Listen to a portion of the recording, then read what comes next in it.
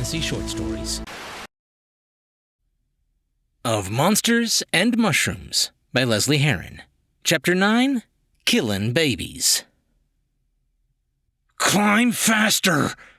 Eric needed Vel's shouted encouragements, like he needed that damn metal hand shoved painfully against his backside to urge him faster up the walls. That is to say, he did not. His muscles and lungs screamed in agony with each new handhold, his body protesting every second he spent hauling ass up the near 90-degree incline. His fingers inched around an overgrown mushroom stem, one sturdy enough to take his weight, and he hoisted himself up onto the new landing. He took a moment to catch his breath, his hand now gripping at his chest. What about Bruce? You mean the guy who stood there and let himself become a Jackson Pollock painting? If you want to go back down there and peel him out of the dirt, be my guest. Eric blinked away the spots in his vision to see the mini-merc leaning over the edge of the next landing some 20 feet above, shaking his head down at him. How come the smallest member of their party, in height and limb size, was the fastest? What are you? Part mountain goat? How'd you get up there so quickly? Evan used an open hand to gesture at the chaos unfolding below them. I have a few of being eaten. To accentuate his point, the cavern walls shook, threatening to dislodge them from their perch. A half glance down showed Vel the broodmother's snaking body whipping around in anger. But before he could get a better look, small stones rained down from above him, alerting him to the sudden arrival of an unexpected guest in his personal space. Flinging himself to the side, Vel narrowly avoided the lanky buffoon as he fell past. On instinct, and against his better judgment, he threw out his mechanical arm, catching the man by his belt. Ah! Oh! No longer falling to his death, Attila quickly found a new set of handholds and once again began the ascent his perfectly manly body was not made for. Every fiber of his being ached, and sweat continued to pool beneath his eye patch, but he shifted up toward the next crystal anyway. Why is this one so much angrier? The gator called it a mother. Vel pulled himself up onto the landing, reaching down to force the gangly merc to join him with a visceral yank. It's probably not happy that you killed one of its babies.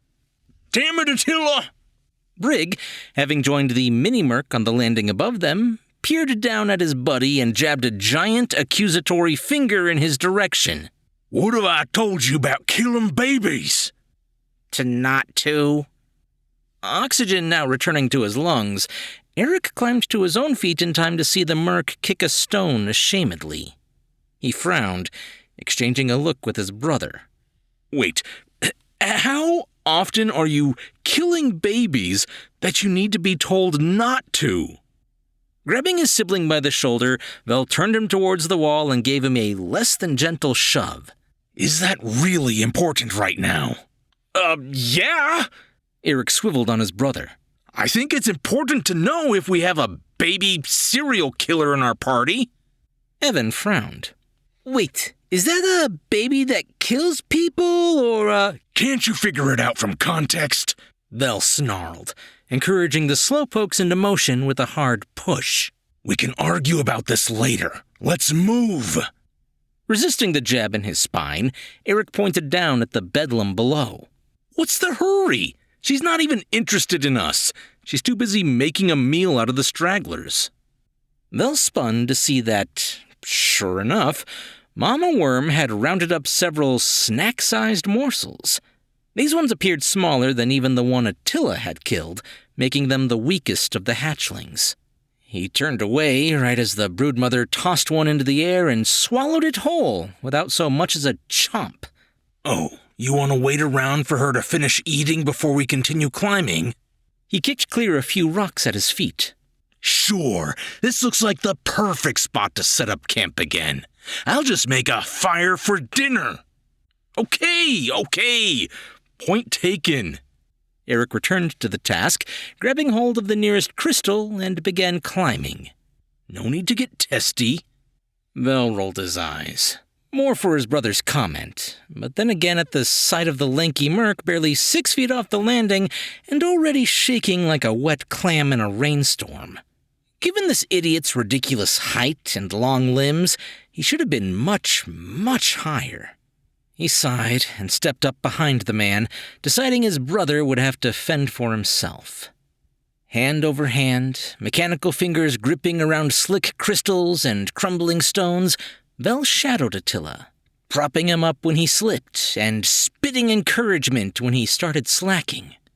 10 agonizing minutes passed in a syrupy manner before the cave rumbled and he glanced behind himself once more, only for a pit to settle in his gut. The broodmother had made it through the stragglers, failed to find more, and her tantrum was threatening to bring down the entire cavern around them.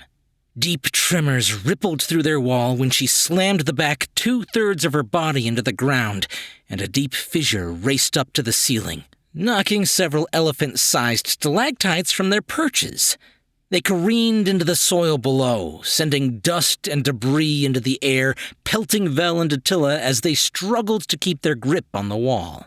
One gnarled stalactite flew past him, catching the hem of Vel's coat and pulling him down. With his mechanical hand still gripped firmly on the lanky merc's calf muscle, midway through giving him a boost, he accidentally ripped the man free of the wall with him, sending them both plummeting downward with a scream. Hold on! Vel shouted over the rushing wind. He exchanged his grip on the other man's leg for his left hand, shoving his mechanical one into the rocky surface, attempting to find purchase. His fingers scuffed over crumbling holes until he latched onto a sizable rock jutting from the wall. Attila, dangling upside down by his leg, frantically grabbed hold of anything his fingers could reach. They were alive. Vel barely had a chance to take a breath in disbelief when the rock shattered beneath his cybernetic death grip and he plummeted past Attila, once again ripping him from his perch and out into open air. His hand flailed, but his metal fingers found no purchase. Down, and with a soft whoomph, Vel's back hit the spongy surface of a sizable mushroom cap. His attempted sigh of relief was turned into a painful wheeze as Attila's bony elbow executed an unsanctioned dive bomb right into his diaphragm. He was far too sober for this. Vel, are you all right? At that nagging noise of his brother checking in on him, Vel sat up, shaking the dust from his face, his hair, his hands. He blinked away the pain and saw above him, far, far above him, Eric, Short King, and Evan had succeeded in reaching that last landing, and all 3 of them were perfectly illuminated by a beam of pure white sunlight, practically haloing them like stupid, annoying angels. Exit detected. Plotting a course. Hey, Vel, answer me. Are you all right? Eric cupped his hand around his mouth, calling down at the jumble of limbs that belonged to his brother and Attila. The lanky merc groaned and rolled off the uncomfortable body of the cyborg, grousing to nobody in particular, "Next time I tell you guys I don't like heights, maybe you all could listen." Hang on, buddy. I'll get you. Rick turned to Evan, holding out his hand. Give me some rope. I'll climb down there and get the other 2. I didn't bring that much. Vel! Shut up and stop worrying about me. Grumbling, he climbed to his feet at the continued shouting of his name. Vel shot a finger into the air, gesturing to the sunlight. Get moving, you idiots! But his brother refused to move, instead pointing a shaking finger towards his left, and a sudden burst of adrenaline flooded his system. Proximity alert! His vision flashed red. Huh, that's new. And probably not a good sign. Evasive measures suggested. Vel spun around and came face to face with the horrible, ugly visage of the broodmother. 6 beady red eyes, milky with age, locked onto him. And judging by how her pupils focused in different directions, she couldn't actually see them, meaning his shouting had caught her attention. Damn. She opened her maw to release a piercing sound, and he slammed his hands over his ears, squinting in pain at the physical wave of noise. At the back of the broodmother's mouth, a set of smaller appendages vibrated against one another to create a death rattle that set even his teeth on edge. And despite every neuron in his brain telling him to run, Vel couldn't move. The dread that had settled into his gut had paralyzed him. Something that should have been impossible, as he had a computer to override his limbic system and prevent just that. The broodmother leaned in slowly, a predator taking her time to devour a tasty meal when, boom! Something exploded inside the creature's mouth, nearly severing one of her jaw mandibles, and the monster reeled back in pain, replacing the spine-melting whistle with a sharp cry that echoed off the cavern's ceiling. She toppled backward, thrashing in agony. Vel released a shaking breath as he took in that gangly merc with a half-cocked smile. Nice. Quick thinking. Taking the compliment with the widest of grins, Attila brought the golden pistol to his mouth to blow the smoke from the barrel. It's all in a daze. Showboat later! Vel took a step back, his boot nearly slipping from the mushroom ledge as the broodmother straightened out and aimed those beady red eyes on them. Shoot it again! Oh, right! Click. Click, click, click. Attila released the cylinder, and 6 empty bullet casings clattered to the spongy surface with a harmonic symphony. He looked back up. Uh-oh. Groaning, Vel pinched the bridge of his nose. They were all going to die because his brother hired a sticky-fingered idiot with no sense of ammo conservation. Definitely too sober for this, he thought, as he took several deep breaths and looked back up. Eric stared down at him, concern and worry in those blue eyes. That long-ago promise tugged against his own self-preservation. He jabbed a finger towards the gap in the cavern ceiling. Climb, you moron! But get the others out of here. I've got this. He did not have this, but his brother needn't know that. Maybe he could use his body to jam up the broodmother's gullet and suffocate her. Did bugs have a gullet? Probably. But that could be Plan B. Or maybe Plan O, as in, oh my god, that worm ate Vel. He turned to the gangly merc, refusing to watch his sibling leave, and gripped him by the poncho. All right, Fruit Punch. Tell me you've got something under this horse blanket of yours that can distract that thing. Another cry shook the cavern, and Attila nodded fervently. Veronica? What do we got that's distracting? A spindly robot arm shot out, tiny fingers offering up a large sheet of paper. Vel snatched it out of the little hand and unfolded it. Unprepared for the risque centerfold of a nude woman, spattered with engine grease and gripping an oversized wrench in a lewd and suggestive manner, he glanced up with a pitying look. I'll just take that back. Attila's cheeks blushed a deep shade of shameful pink as he politely grabbed his belated birthday gift, folded it up once more, and tucked it into a safer location. Another tremor raced through their mushroom perch, knocking Vel from his uncomfortable state, and he shook his head. The broodmother had slammed her body against the wall, rearing back to charge them. He gripped that filthy poncho and flipped it up, muffling the complaints from the merc as he set to work. His hands rummaged through the multitude of pockets until he felt something. Vel's fingers wrapped around the unmistakable form of a grenade, and he wrenched it free. Pulling the pin, he swiveled, hurling the thing into the air and missing the giant worm by an entire postal code. Dude, how did you miss? It's right there! Vel grabbed him by the collar and tugged him in close, hissing, Stop shouting! I didn't miss. Boom! The worm halted her charge, and she twisted, orienting herself on the explosion. He reached back into the many pockets, scavenging around for another explosive. I'm trying to distract it. The things see by vibration, right? He found another grenade, or something similar, and he repeated the process. Pull the pin, lob it, search for another. Boom! The cavern shook as the broodmother stomped her many feet in the direction of the noise. Her giant armored skull scraped along the ceiling, knocking loose stalactites and sending them raining down around them. Boom! Attila gulped down a worry, and he pointed up.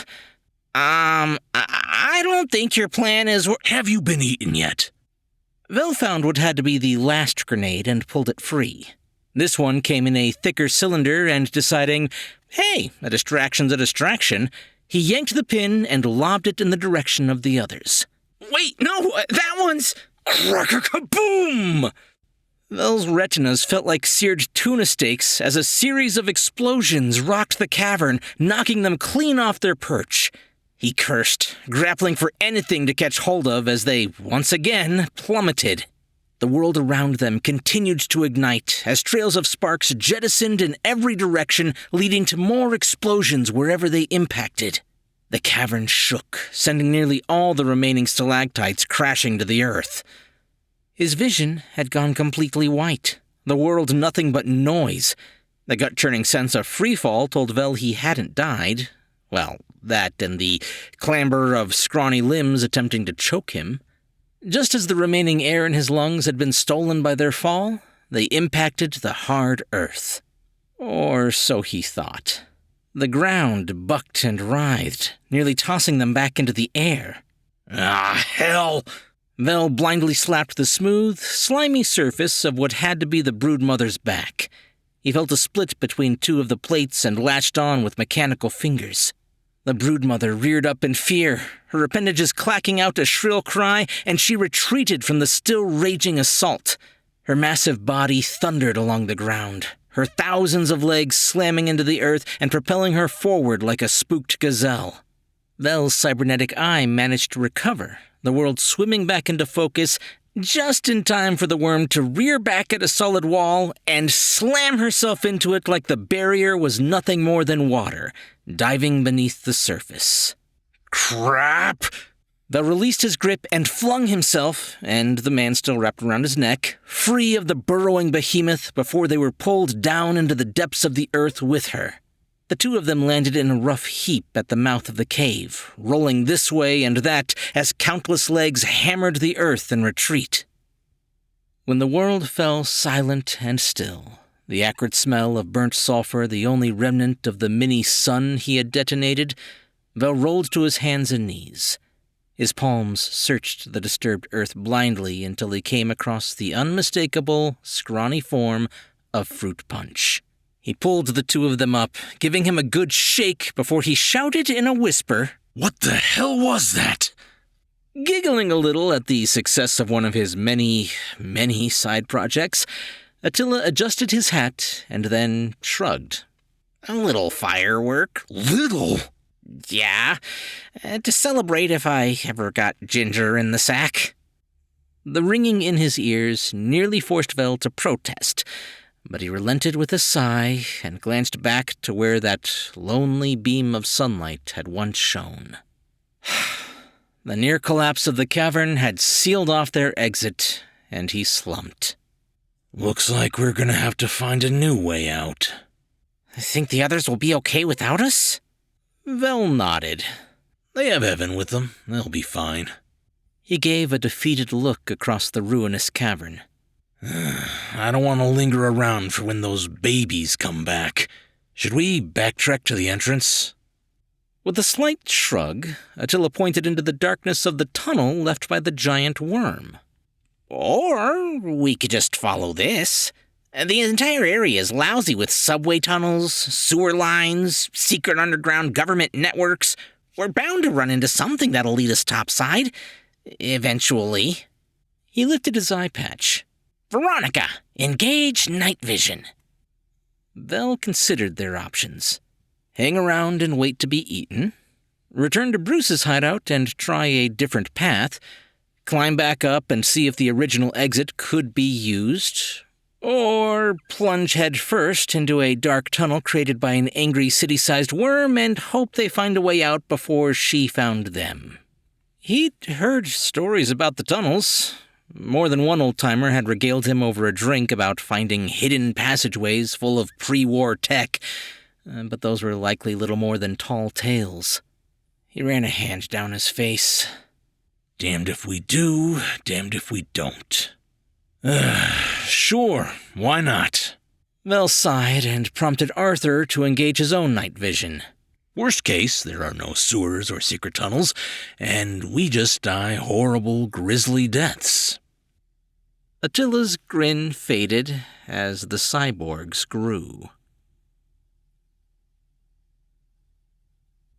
As it turns out, Wild West mercenaries had a habit of embellishing their stories, especially when they were drunk. The rumors of tunnels that crisscrossed the country like Swiss cheese turned out to be true, but they weren't military bases or nuclear shelters, and they certainly didn't contain any treasure. Several hours of clambering through... What even is this?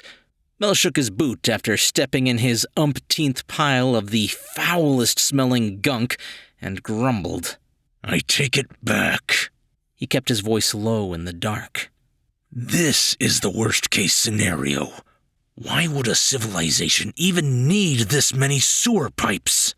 Mel stopped, dragging the sole of his boot against a jagged rock to scrape them clean. Why repair old ones when you could just add more? Besides, you've seen the local diet. Attila took the single gummy bear that Veronica offered and chomped it gleefully. Now, answer my question. Would you rather give a speech in your undies or constantly find random hairs in your belly button? Is it just one speech? He didn't hear what the lanky merc responded with, however, as the perfect distraction presented itself in the form of several metal handholds jutting out of the wall. He stepped closer to them, the green overlay of his night vision illuminating them in perfect detail. Hang on, Fruit Punch. Vel followed the rungs up to see several pinpricks of dusty light. A manhole cover. Oh, finally! He let out a groan of relief and began ascending the ladder. On the last rung, he pressed his mechanical hand against the rusted covering and pushed. And pushed! The servos and synthetic tendons whined and complained, but eventually the manhole released with a crunch, and he slid it aside. Mercifully fresh air poured in around them, and he breathed deeply for the first time in hours. Vel climbed the rest of the way free from the tunnel and leaned back over, tossing his hand down to pull the merc out. That's when the unmistakable sound of a slide racking a fresh round in place drew his attention, and Vel came face to face with the single barrel of an army-grade shotgun. He followed the length of the weapon to the soldier holding it. He wore dusty gray camouflage attire with a giant spray-painted blue skull on the front. Halt! Get down on your knees, hands on your head, and state your business. Vel's knees bent in compliance, but Attila's hand popped out of the open manhole cover in a wait gesture. Hang on, I got our permit. I know I have it here somewhere. The soldier kept his gun aimed at the cyborg, but shifted his attention to the other man, and barely had any time to react to the emergence of a heavily modified, heavily rusted Desert Eagle. Bang!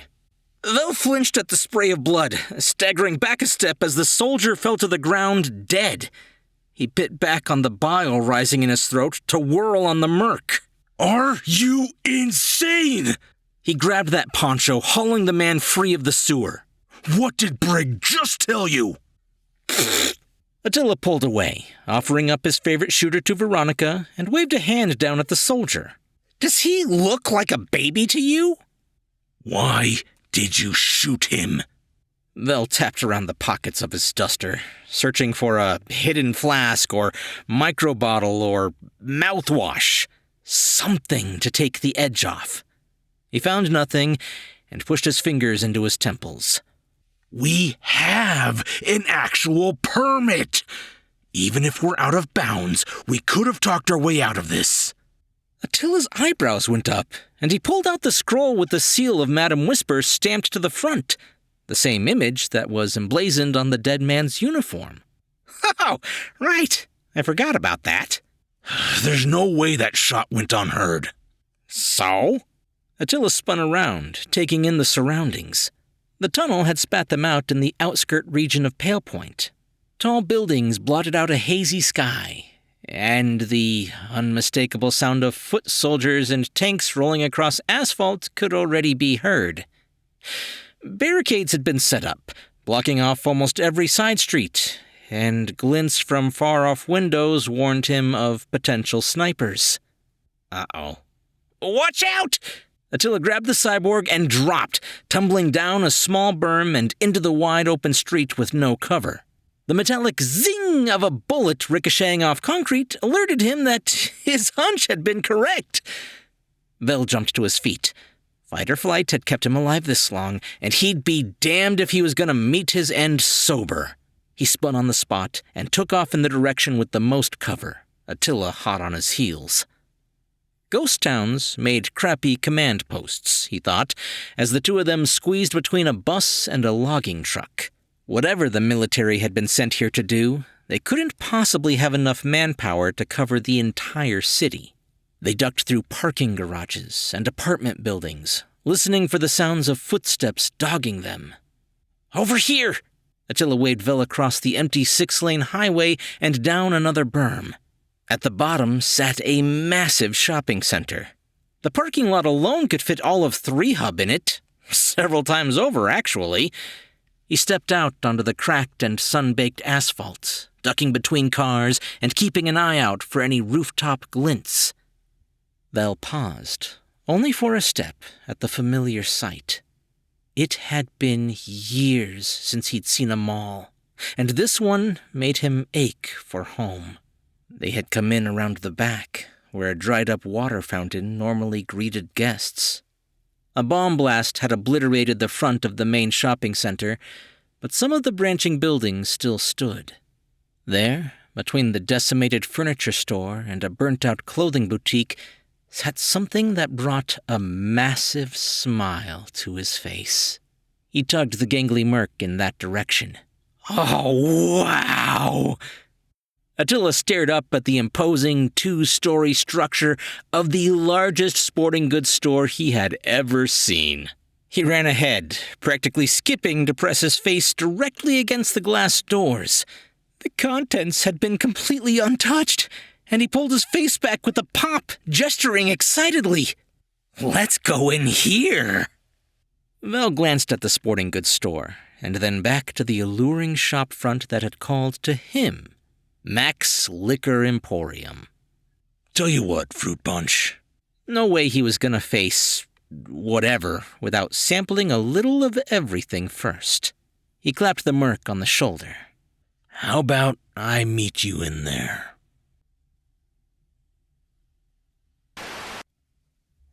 Thank you for listening to Of Monsters and Mushrooms, the rewrite of Book 1 by Lesley Herron. Join us as we post new chapters roughly every other week. If you would like to listen to the entire book, or her other novels in the series, you can do so at talltaletv.com/series, or by using the link in the description.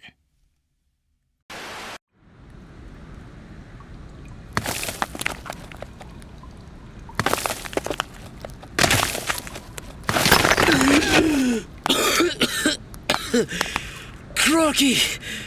I'm bloody alive! Ow! Oh! Feels like I got walloped by a truck full of pine cones. You blokes all good? Guys? Not again. Well, guess I better wander back and try to smooth things over with Angie. Maybe glue Tiffany back together while I'm at it.